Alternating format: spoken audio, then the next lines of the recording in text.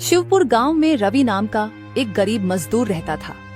उसकी जिंदगी का एक ही मकसद था, दिन रात मेहनत करके अपने परिवार का पेट भरना। उसकी बूढ़ी माँ बीमार रहती थी, पत्नी घर का काम संभालती थी और 2 छोटे बच्चे थे, जिनकी भूख मिटाने के लिए रवि हर सुबह सूरज निकलते ही काम की तलाश में निकल पड़ता था। लेकिन इस साल गर्मी ने शिवपुर में जैसे कहर बरपा दिया था। सूरज आग बरसा रहा था, लू इतनी तेज थी कि खेतों की फसलें तक सूखने लगी थी। मजदूरों के लिए तो हालात और भी खराब थे। दिन में इतनी गर्मी होती कि ज्यादातर दुकानदार और गोदाम मालिक काम ही नहीं करवा रहे थे। रवि के लिए ये बहुत मुश्किल समय था। उसकी मजदूरी पहले ही कम हो चुकी थी, ऊपर से माँ की दवाइयाँ और घर का राशन भी खत्म होने वाला था। रवि, इतनी गर्मी में बाहर मत जाओ, तुम्हारी तबीयत पहले ही ठीक नहीं रहती। अगर मैं नहीं गया तो घर का चूल्हा कैसे जलेगा? माँ की दवाइयों के लिए पैसे कहाँ से आएंगे?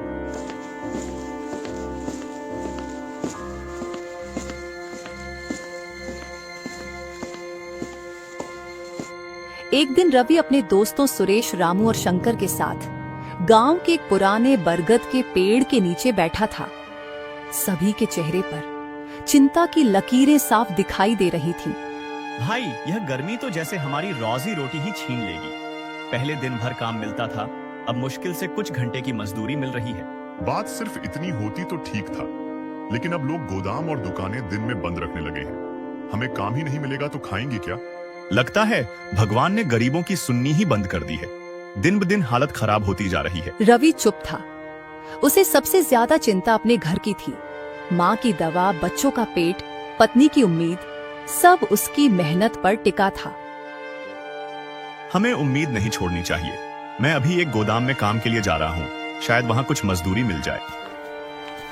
सुनो, आज बहुत काम है, जल्दी जल्दी बोरियां ट्रक में ला दो, वरना दिन निकल जाएगा।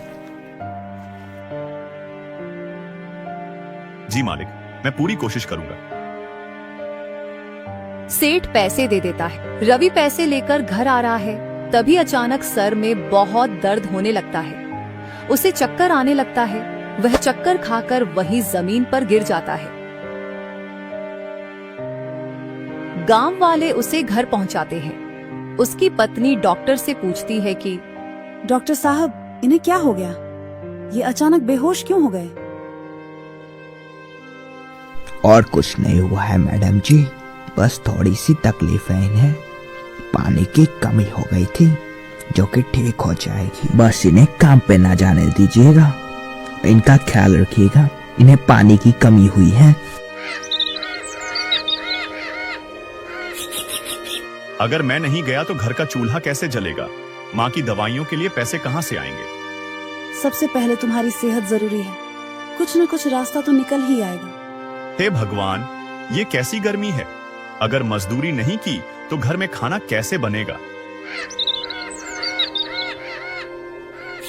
अगले दिन रवि अपने गांव की सबसे बड़े सेठ के यहाँ जाता है और उनसे कहता है, सेठ जी, मुझे कोई काम मिल सकता है क्या? मेरे घर में खाने के लिए भोजन भी खत्म हो चुका है और मेरे घर में एक वक्त की रोटी भी नहीं बन पा रही है। तो क्या आप मुझे कोई काम दे सकते हैं?